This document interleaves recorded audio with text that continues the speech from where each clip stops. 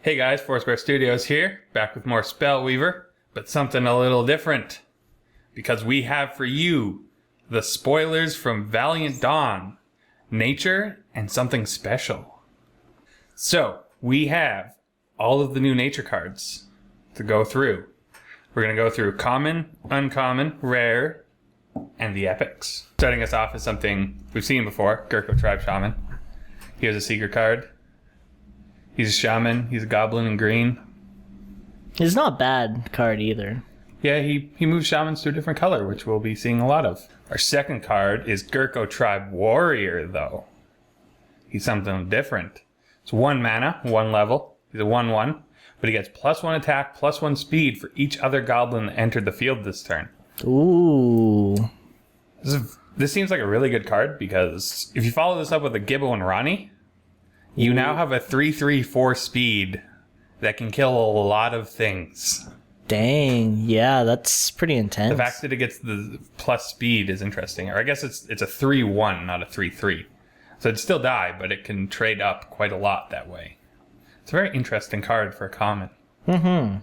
The third card is Moonlight Patrols. 3 mana, 1 nature level. It's got 1 energy. And it can use that energy to get +1 attack, +1 HP till end of turn. And it's a 2/2 flyer. Not bad, not bad. It's a Ferry, which improves Grand Reunion! Yeah! More targets, always good. Shooting Sprout. It's 1 mana, it's 1 nature. It's a 0/1, but double all attack and HP modifications Shooting Sprout receives.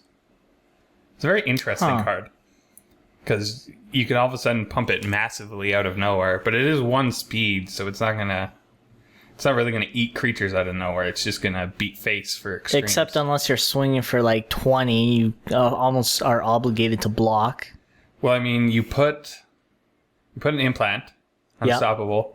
You have a 6/7 that tramples and takes twice as long to die from 1 implant. That seems rather powerful, actually. I'll have to test it. It's too bad we don't actually have the cards yet. These are just images, so I mean... Friday, though. Friday. Woo! Should be a fun time deck building for everyone. Next common is Sprouting Totem. It's 1 mana, 1 nature. It's got 3 energy. And whenever an allied shaman enters the field, you may pay 1 to summon a Shooting Sprout onto the field. At end of turn, if Sprouting Totem has no energy, sacrifice it. Huh. This actually combines really well with the green totem, because it'd give all the plants +2/+2. It would. This is interesting. Our first uncommon. It's Birchwood Invoker. It's 3 mana, 1 level. It's got 1 energy. It's a 3/1. And whenever a totem you control is destroyed, it gets 1 energy. And you can use its energy to pay the mana cost for totem cards. So he kind of helps you cycle through your totems a lot faster. That's kind of interesting. I thought channeling was going to be almost like a blue only type of thing, as we saw with Well, we did see the order one as well, so. Oh, I guess that's true. I never, you know what, that one for some reason just slipped through my mind. I guess channeling is just a new ability in general. Eleanor is just insane. Her channeling ability is so good. It's wonderful. I don't know if this one will be good or not, but we'll have to find out. Our next uncommon is Fleeting Ferry. It's 2 mana, 1 level. It's a 1/1 with flying. It's got 1 energy. Whenever a fairy you control dies, you may pay 1 energy to return it to your hand. Grand Reunion, baby. Yeah, and this can protect the fairy that steals things, too. It's expensive now, too, so, I mean, it could see more play again, possibly. Yeah, that'll be interesting. It's already 2 fairies. Next uncommon, Grove Sentinel. Oh, dang. 3 mana, 2 levels. It's a 3/2 with ranged. And Grove Sentinel can attack creatures on the support line. And it's ranged. Oh my god. And it's ranged. And can attack the support line. And it's ranged. And it's ranged. And can attack the support line. I don't know how many times I can bounce back between the two. It can't kill angels.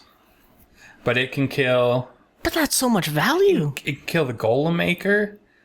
It can kill... and it's a 3/2. Yeah, like 3 range. Like that's hard to get rid of. No assassinate either, because Noxious Fumes it though. You can Noxious Fumes it. There are ways to deal with it, but this seems like a very strong card.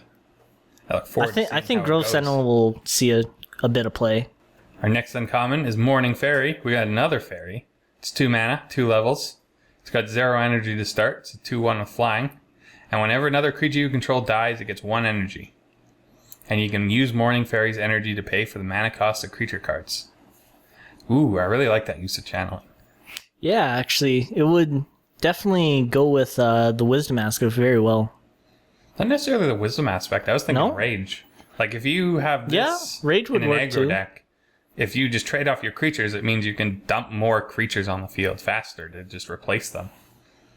Right, but I mean, if you're also playing like basically an all-creature deck, more or less, you can splash blue for all the energy transfer cards. I guess that is true, too. Also, golems. You get a lot of energy from golems constantly dying. So yeah, we'll see how this goes. Totem of the Moon. It's another uncommon. We've seen this before. Works amazingly well with shooting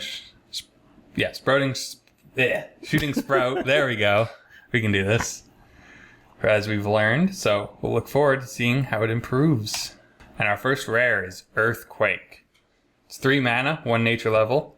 Each hero distributes X damage among non-flying creatures he or she controls, where X is your nature level plus 3. Plus 3?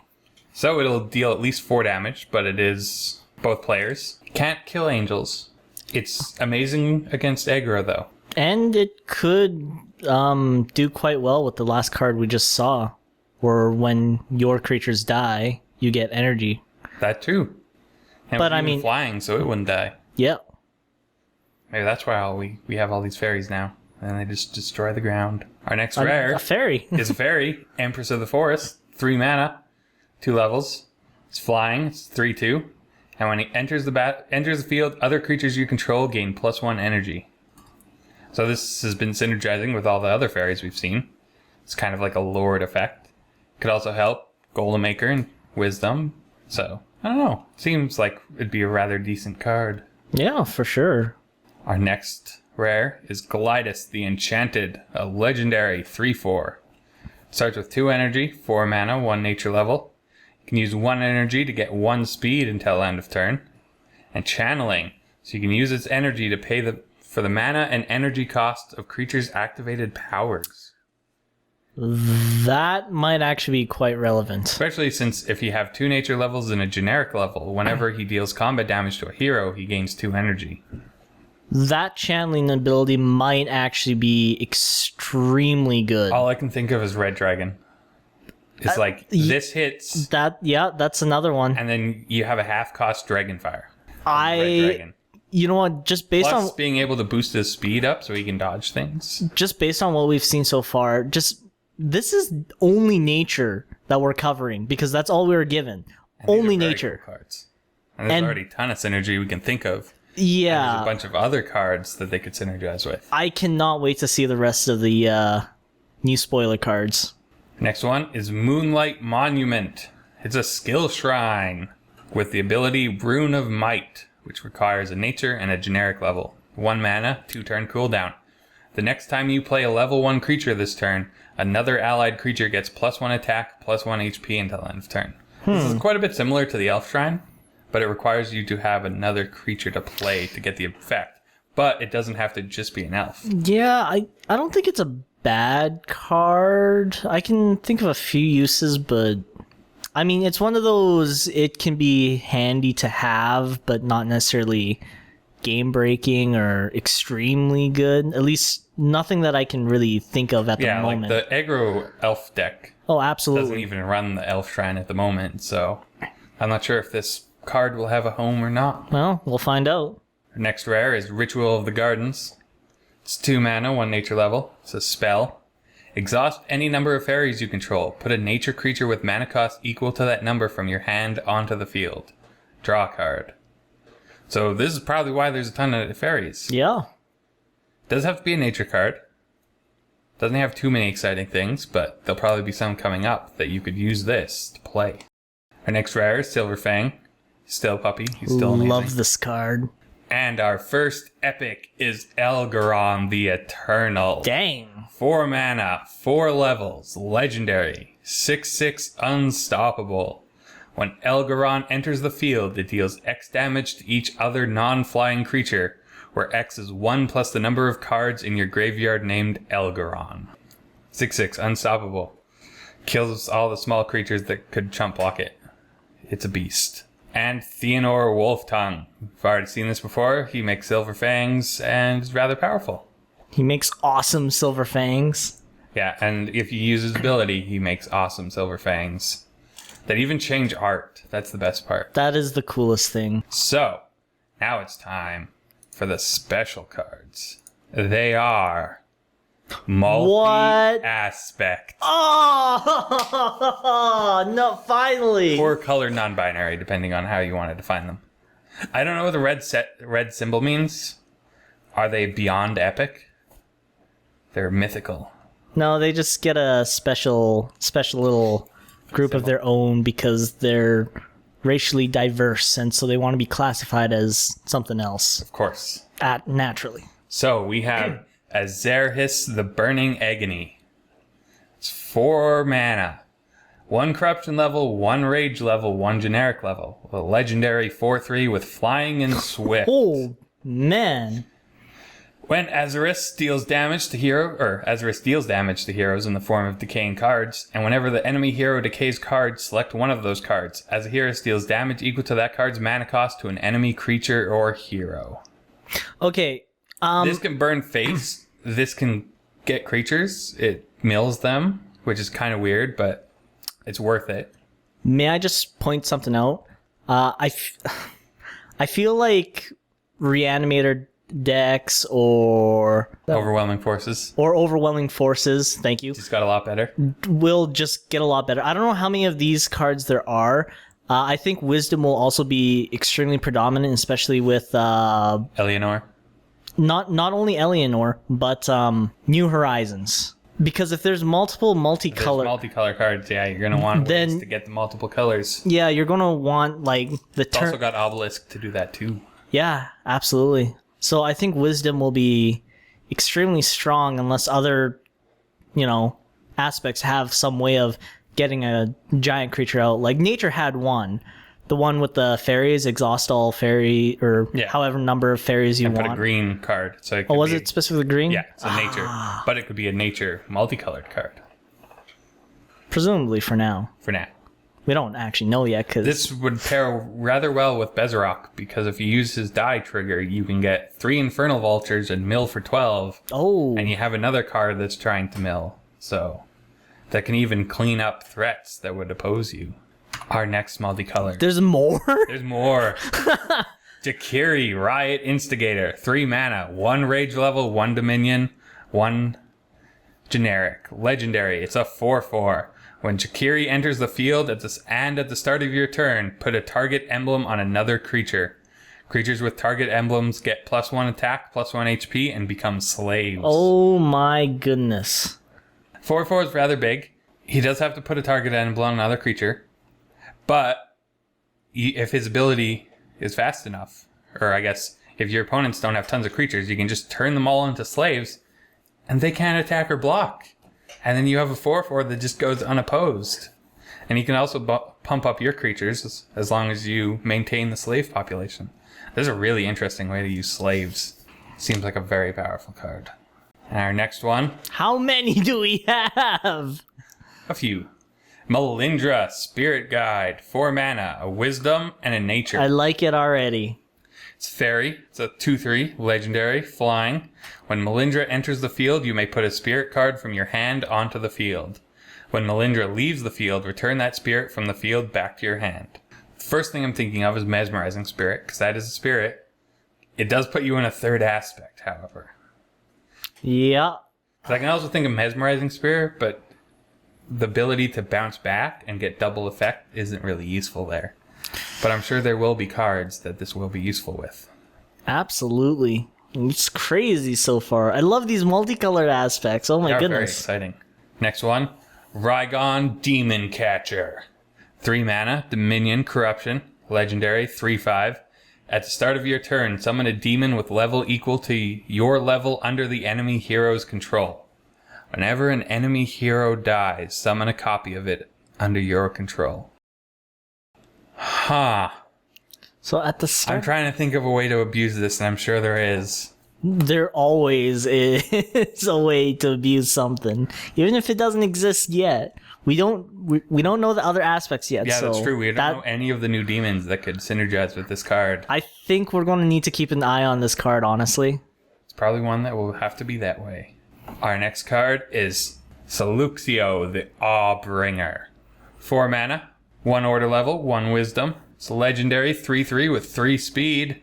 Flying. The enemy hero can't use hero skills. That would be... You ever hate the card Sanctum of the Void? Here you go. On a 3/3 flyer to boot. Like, this is not getting Noxious Fumed. No. That should... Also not being able... Like, you can't Wrath this with Advanced Zash. Zash the Annihilator. Yep, that's correct. I see so many applications for this card. This card seems... Well, it brings me to awe. That's what it's doing. It's a 3/3 3 speed. That's pretty good. With an amazing ability. Yeah, it is pretty great. I'm excited for this card. 2 lines, but those 2 lines are very relevant. And our final multicolored card. Tren Birchwood Guardian. It's 3 mana, a nature level, an order level, and a generic. It's a 4/5 with 1 speed that's unstoppable. You can pay 3 mana to put a Might emblem on him. And spells with mana cost equal to the number of Might emblems on Tren can't be played. What? Oh. That's on both sides. That is on both sides. That's very interesting. If you put 1, he can't be flash freezed. Or, well, I mean, he's not getting Noxious Fumed. Put 2, you get Assassinate. Protect all your creatures from Assassinate, like your elves or whatever else you're playing, your soldiers. I don't know. This seems like a very interesting ability. That is a little interesting. He also goes under Kayanu. And that would be a Might emblem as well. And that would be a Might emblem. Because it says equal to the number of Might emblems, not the one necessarily played from his ability, which means there are ways of getting emblems.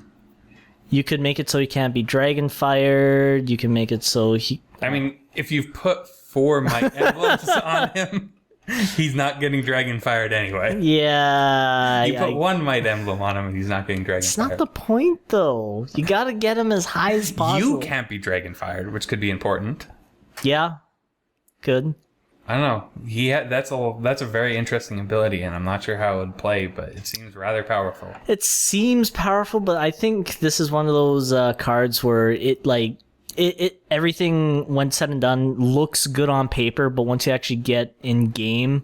You also have the order level. There's 1 mana to put a Might emblem on it. Yeah, true. Maybe it will have some Which would uses. then disable the ability from being used, because it'd have a Might emblem, so you couldn't put the second one on that way. No, yeah, this card would definitely be a little interesting. To me, it's going to be one of those cards that's going to be great on paper, but not so great in once you actually use it. But I could be wrong. It's true. So those are all our spoilers. Set drops July 29th, which is this Friday. So you don't have to wait long till you can try these out. And these are pretty spicy, and we're still missing over half the cards. Way over half the cards. We only got 1 aspect. Which is crazy. You've seen the cards. Now your hype levels are through the roof. Hopefully. Mine is. Dual aspects, man. It's awesome. Woo! So, as we noticed that the other content producers released their spoilers, we shall link them in the description below. If we haven't linked them yet and you've noticed the video's out, feel free to leave a comment letting us know so we can update it. And if you haven't started playing Spellweaver yet, there's a code in the description below that new accounts only can use that give you 75,000 free gold and our Foursquare Studios card back. Basically a way to show your support. So we'll see y'all next time. Bye!